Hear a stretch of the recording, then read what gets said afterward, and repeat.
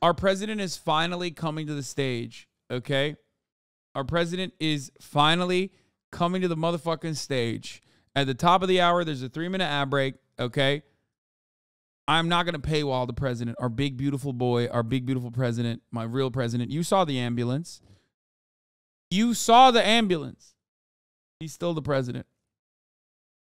Going to be live in a little bit from Mar-a-Lago. You're going to see the top of the hour ad break right now, for a brief moment. Turn out on close examination to be the same crime. Tucker Carlson will be giving us some great takes as we lead into Donald Trump, our big, beautiful boy, speaking at Mar-a-Lago in a little bit. If you no longer want to see those ads, you already know all you need to do is subscribe for $5 or free with the Twitch Prime or by getting gifted a sub. Here's the 3-minute ad break now. Because the statute of limitations has expired. So the question is, how did Alvin Bragg drag Donald Trump into court today? Well, he did it by claiming that Trump falsified business records as a means of violating some other, much more serious law. That's what he's saying. Here is Alvin Bragg today. Under New York state law, it is a felony to falsify business records with intent to defraud and an intent to conceal another crime. That is exactly what this case is about. 34 false statements made to cover up other crimes. These are felony crimes in New York State, no matter who you are. We cannot and will not normalize serious criminal conduct. The defendant repeatedly made false statements on New York business records. He also caused others to make false statements.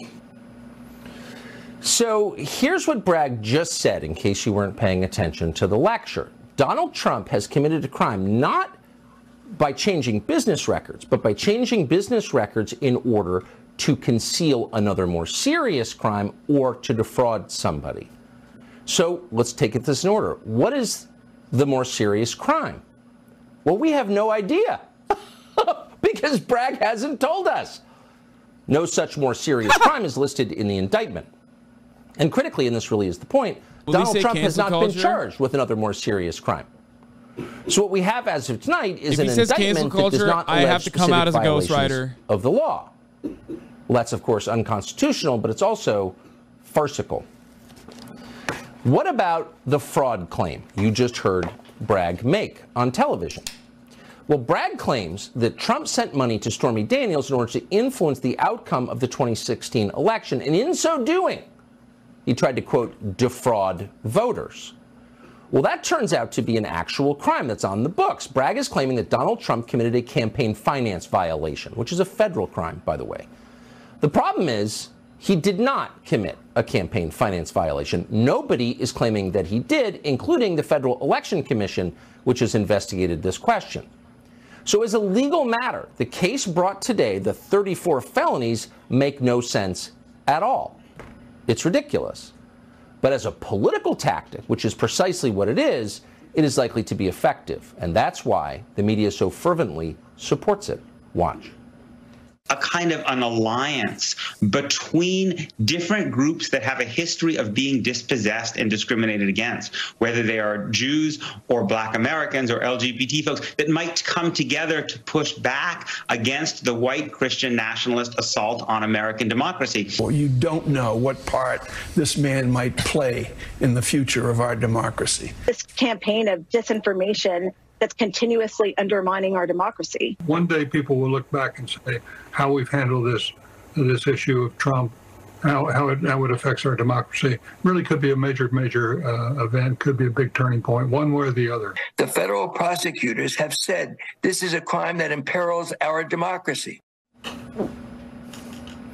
So it imperils our democracy, and because we care so deeply about democracy, we're going to prevent the leading candidate in the other party from running for president, not let voters vote for him. Notice there was not one word about any crime here. Notice that, like, you could literally run from prison. Like, he's not going to go, but even if he fucking did, Like, he could still run from prison. And we're quoting, to push back against the white Christian nationalist assault on American democracy. Now, in case you're waiting to hear the real motive here, wait no longer. There it is. Let that sink in. Does that sound like justice to you? Or does that sound like tribal justice? Well, that's, of course, exactly what it is. Now, we're waiting, as we told you at the top, for Donald Trump to speak about all of this from Palm Beach, Florida. But in the meantime, there is a legal process underway, of course. We'd like to get the latest on it. Alina Habba is an attorney who represents Donald Trump, and she joins us tonight. Alina Habba, thank you so much for coming on. So, unless we're misreading this, the actual crime is not listed in the indictment? How can that be? It's unreal, honestly, Tucker. Let's talk about what we can see in the indictment, which I just don't understand. Like, a dude literally went to jail for this. Like, why the fuck do they keep saying the actual crime is not listed in the indictment over and over again? I mean, but I guess it does stick because like, even I have begun thinking, like, where is the crime here? You know what I mean?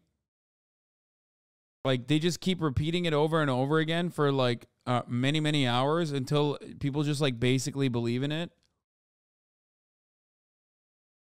Like, they openly mention what the crime is. Like, you can't just be indicted for no fucking reason. You know what I mean? I don't know why the fuck they keep saying this over and over again, especially when, like, the accompanying crime that was committed also led to a Trump underling going to fucking jail.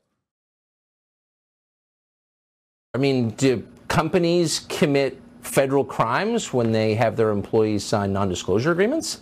As every single one of them does every single day? Probably not. Look, if Trump had committed a crime and they were alleging it, I would not defend him. If he was caught bribing someone or hurting someone or stealing money.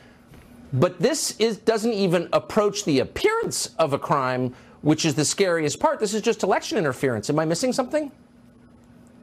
No, you're not missing anything. And by the way, in order to have an effective NDA... By the way, that'd be great. I wish it was a crime to do NDAs. It's called money, right? So for all the non-lawyers, we do this all the time. We do this all the time. And when you have somebody extorting you, which Mark Pomerantz said in his book he believed this to be, and I recommend that you all take a close look at that, he lays this out. We had Michael Cohen, who was a convicted felon and liar, who was afraid of what was going to happen to his wife. We have Mark Pomerantz admitting that they couldn't bring charges. Neither could the FEC, who regulates this. Alvin Bragg stood up today and said he was bringing a state federal crime. That doesn't exist.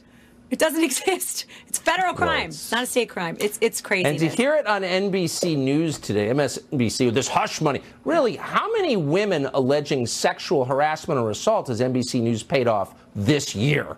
I mean, spare us. Please. I used to work there. Alina Habba, great to see you tonight. Thank you so much. Thank you.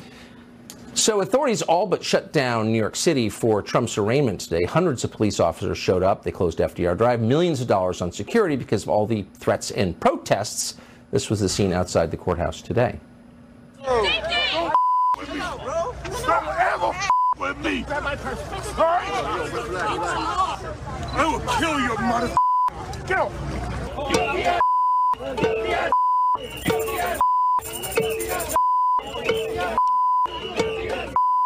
Come on, stop bleeping. We get it. Why are you trying to instigate violence right now? Because I'm black and I like violence. Yeah? I'm an animal. So I'm an animal. I'm a black animal. Yeah! Let's kill all white people. Yeah, baby. Bill Hemmer's one of the few news anchors we trust in this country, and he's our friend. He hosts America's Newsroom on this channel. You were in New York today, Bill. What did you see? Yeah, Tucker, good evening. Manhattan was largely a mess today. Big parts of the city shut down, as you mentioned. That prompted this text, followed by a tweet from Eric Trump. He writes this. Alvin Bragg has shut down the entire city, called up 38,000 NYPD officers, closed down the FDR Drive, and is spending an estimated $200 million of city funds for a $130,000 NDA. I never thought I would see this political corruption in our country. Now, we cannot confirm that $200 million number seems high, but for comparison's sake, we know the city spent $500,000 a day for security when Trump was living at Trump Tower before he was sworn in 6 years ago. Now, if we do go to a trial, New York. I have no idea what the fuck crackhead Barbie is, but I know for a fact that every single 65-year-old living in like Missouri that is watching the Tucker Carlson broadcast right now just became 35% more racist. Okay.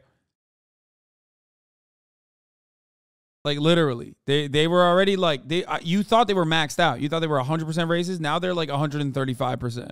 Surprised his words with the contents of the indictment.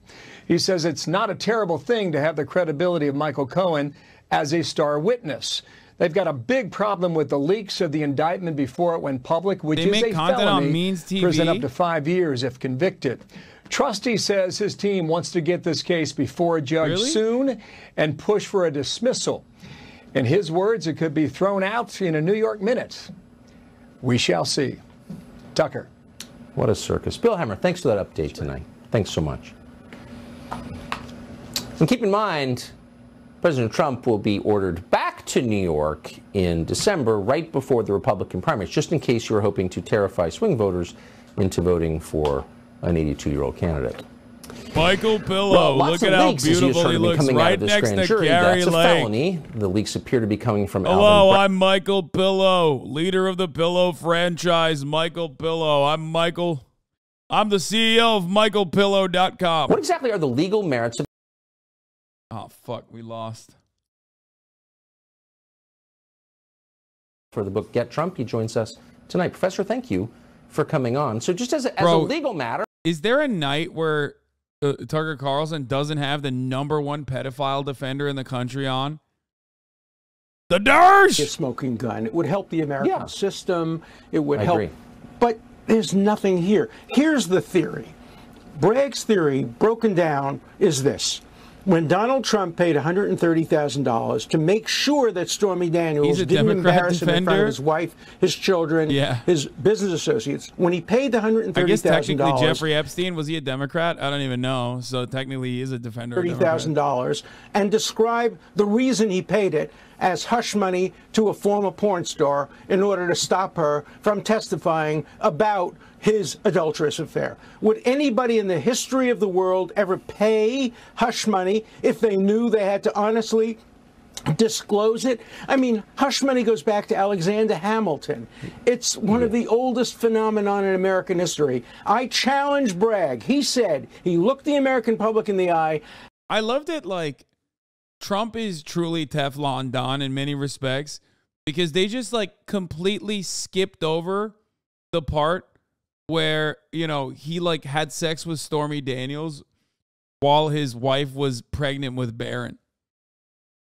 Like that's pretty wild. Like that's like a game changer for every other presidential hopeful. And it really doesn't matter. For Donald Trump, they're like, yeah, of course he fucked a porn star who he now calls horseface, who he simultaneously denies having sex with. Like, they just don't even care about that, which is awesome. Selection, and not D.A. Bragg, a Democrat, who promised his potential jurors, vote for me, and I will make sure I get Trump. That isn't justice. And I agree with you on the charges. I mean, if Bragg had alleged a drug-related murder spree or something, you'd be like, okay, you know, we should look at this. But this is an insult, I think, to the system. Alan Dershowitz, appreciate your coming on. Thank you. Yeah, it's an insult. You're right. So it was, of course, a spectacle today in New York. That was the entire point of it, to terrify voters in a general election from voting for Trump. A judge let a photographer into the courtroom in addition to sketch artists, so media outlets had pictures of Donald Trump in court. They aired these all afternoon. But these same media outlets insisted they were actually very somber, approaching this whole situation with the respect it was due. My thought is it's a very sad day for America. If you don't see this as a sad day for America. It's just so serious and solemn. There is a sadness, I think, that we got to this point in America. Well, it is a sad day for America. It is a serious night and a somber moment for our country. This should be a somber moment, right? I have a lot of friends on the left side of the spectrum who are doing a happy dance right now, and I don't think that's appropriate. Yeah, it's just not appropriate. Mika's very sad, as if she had authentic feelings. Whoa! What's happening Alvin here? Bragg, the Manhattan DA, has charged the Republican frontrunner with an indictment that does not even specify a crime. So whether you hate Trump, it doesn't really matter how you feel about Trump. If you care about the system that we've lived under for these hundreds of years and we're justly proud of, maybe you should say something about this. Has anybody who didn't vote for Trump, other than Dershowitz, who you just saw, said a word about it?